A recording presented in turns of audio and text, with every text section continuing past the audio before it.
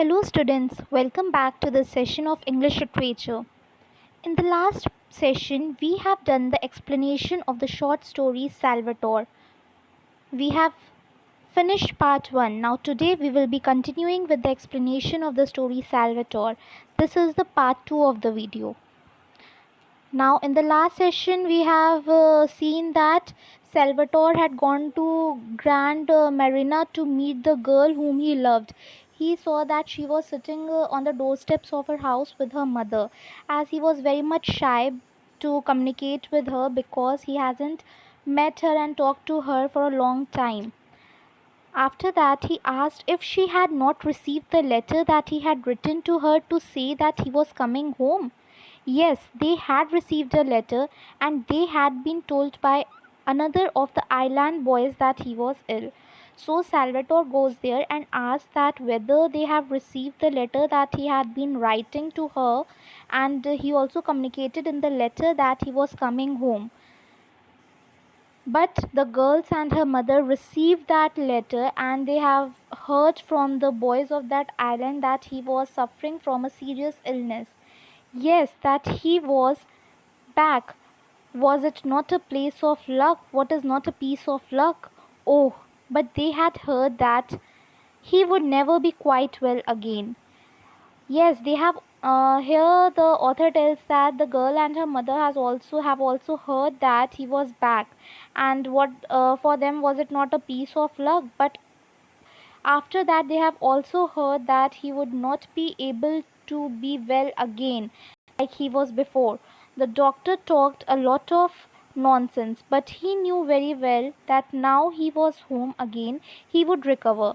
Doctor had told him that he would not be able to walk again with that rapid speed, and he would not be well again, quite well again, but it was all utter nonsense for him, because as he has returned to his home now, he was very much sure that he would be fine. He would recover from his illness. They were silent for a little, and then the mother nudged the girl. She did not try to soften the blow. She told him straight out with the blunt directness of her race that she could not marry a man who would never be strong enough to work like a man. They had made up their minds, her mother and father and she, and her father would never give consent. Now he asks that whether they have received the letter or not. Yes, the girl and her mother knew everything, her family knew everything. So there was silence for a little while, and the girl did not try to soften that environment. It was a thick air in the environment, but she did not try to ease it, and with the direct bluntness in her voice, she told that she could not marry a man who could not work like a man. Means she could not marry such a person who was jobless and he couldn't work anymore. Her family, means her mother, father, and she had made their mind that they will not marry the boy, that is Salvatore, and her father would never give consent to the marriage.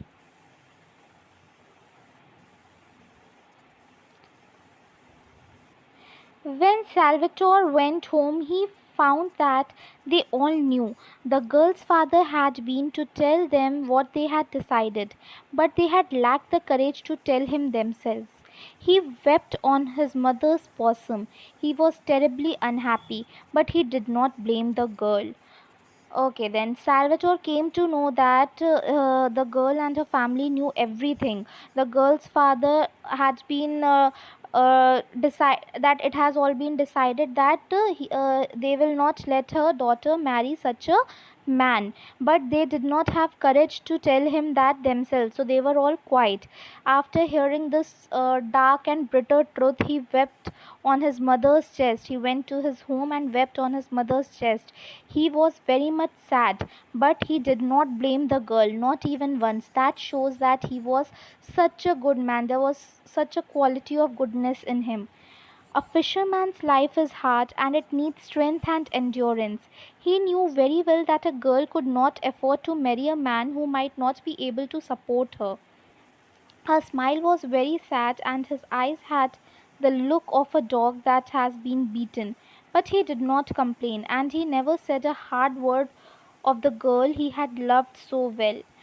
Now, he knew that he was a fisherman and life of fisherman is very difficult, and he also knew that he would not be able to support the girl in all her expenses and her maintenance. He could not afford the living with her.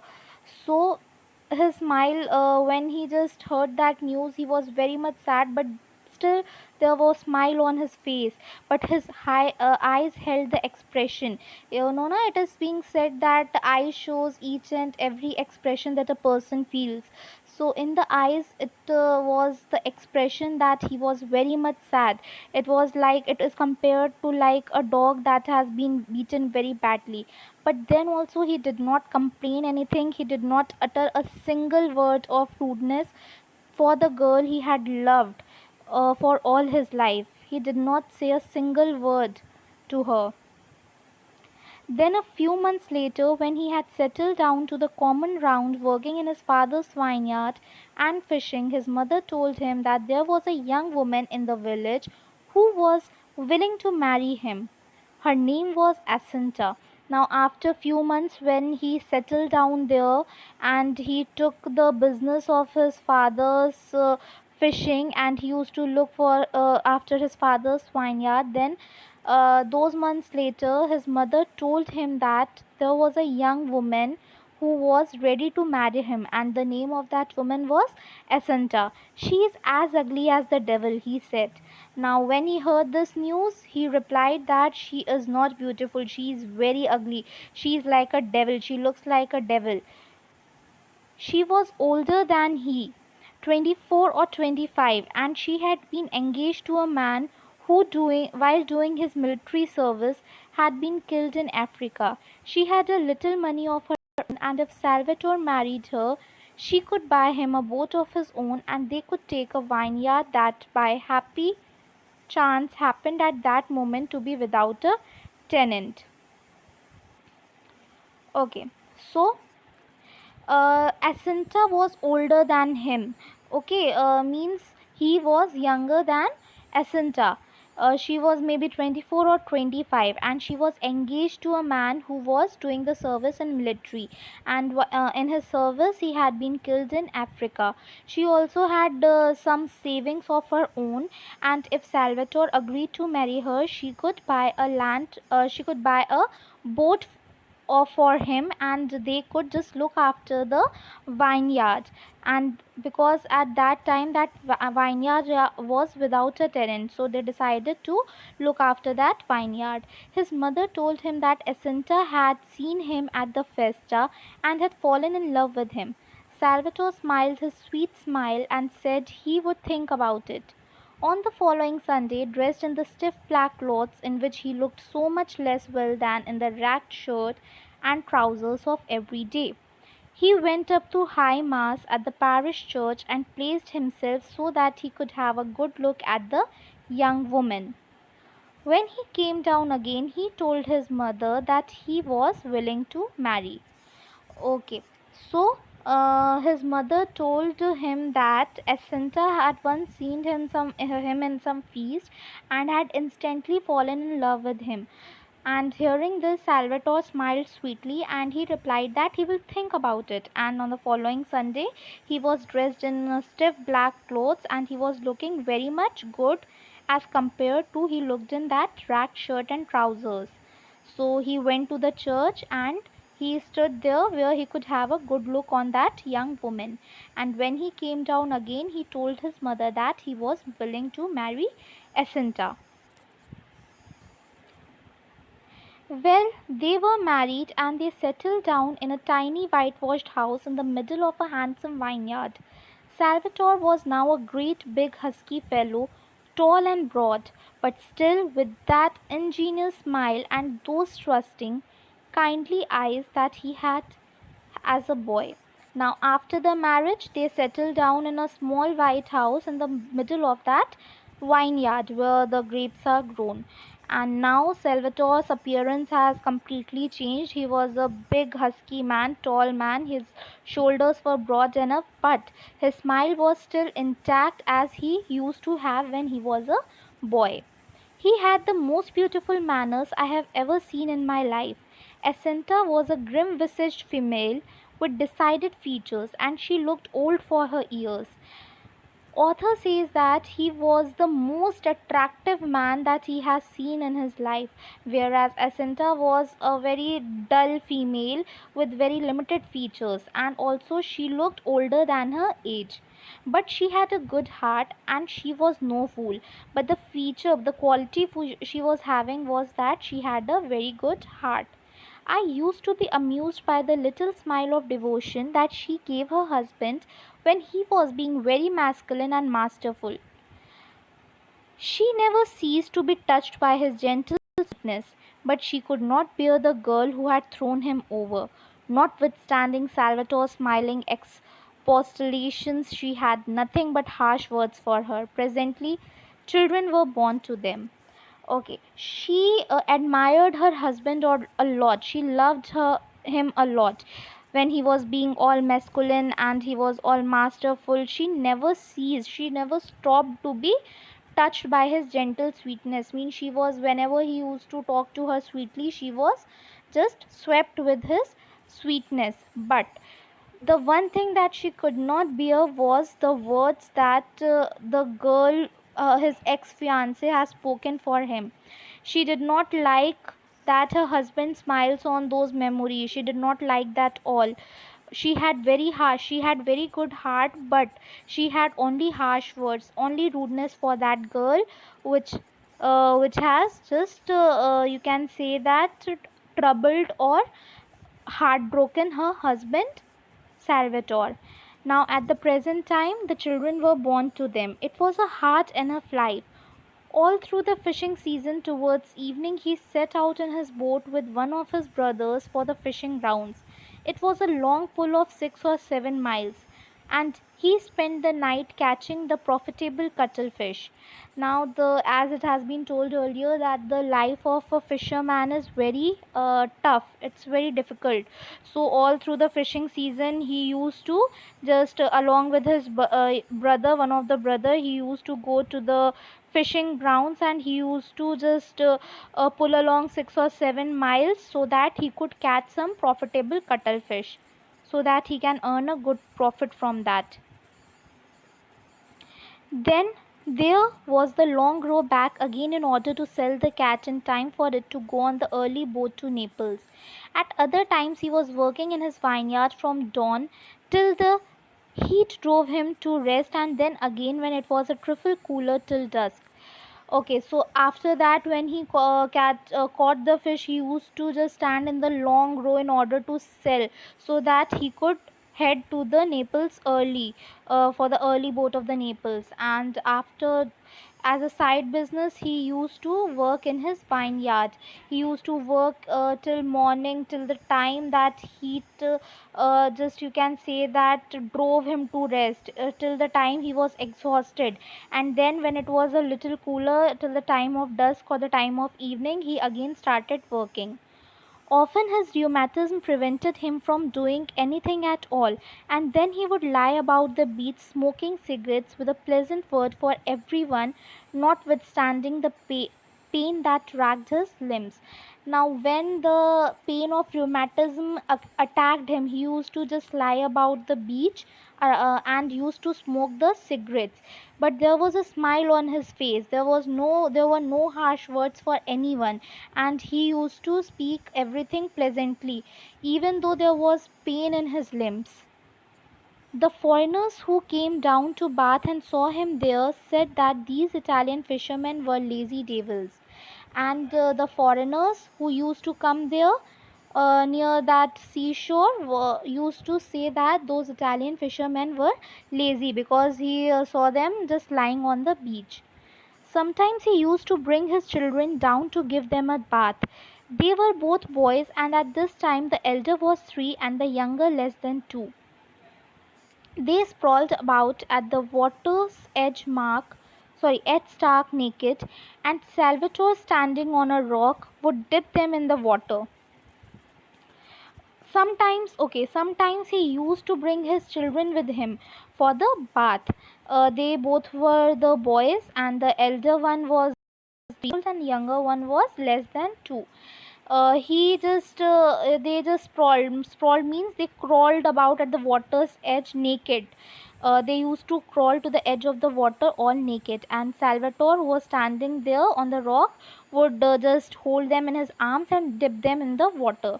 The elder one bore it with stoicism, but the baby screamed lustily.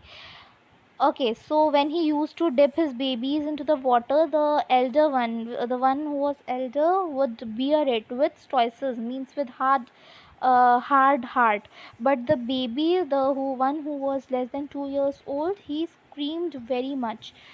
Salvatore had constant toil, means he used to work very hard, but when he bathed his children, holding them so tenderly, drying them with delicate care upon my word, they were like flowers.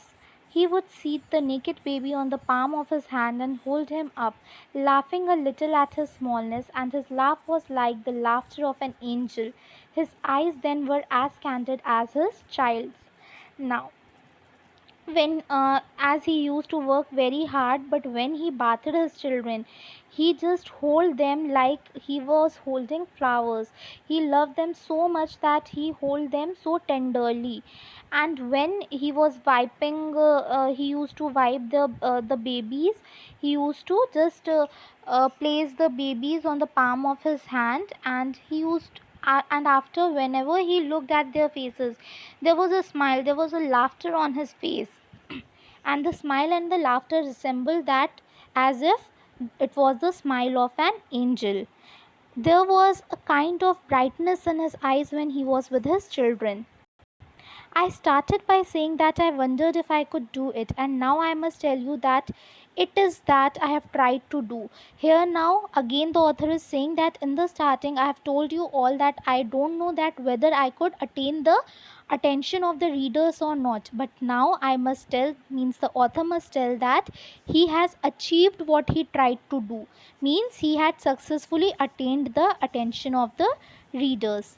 I wanted to see whether I could hold your attention for a few pages while I drew for you the portrait of a man, just an ordinary fisherman, who possessed nothing in the world except a quality which is the rarest, the most precious, and the loveliest that anyone can have.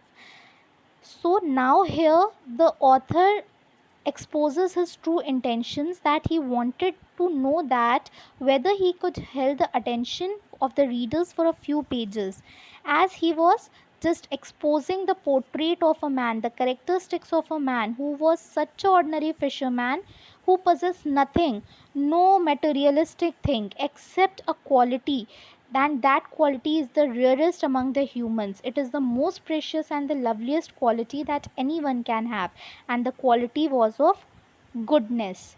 Heaven only knows why he should so strangely and unexpectedly have possessed it. Means only heaven knows that how come he possessed such a great quality. All I know is that it shone in him with a radiance. If it had not, if if it had not been unconscious and so humble, would have been to the common run of men hardly bearable. And in case you have not guessed what the quality was, I will tell you: goodness, just goodness. So here author tells that it was strangely and unexpected of everything that he possessed that quality, and that quality was shining in him like a brightness, like a radiance. And he was, means it was not common to have such a hardly bearable quality. And in case the readers have not guessed it till now what the quality was, here the author is exposing that that quality was of goodness, just goodness.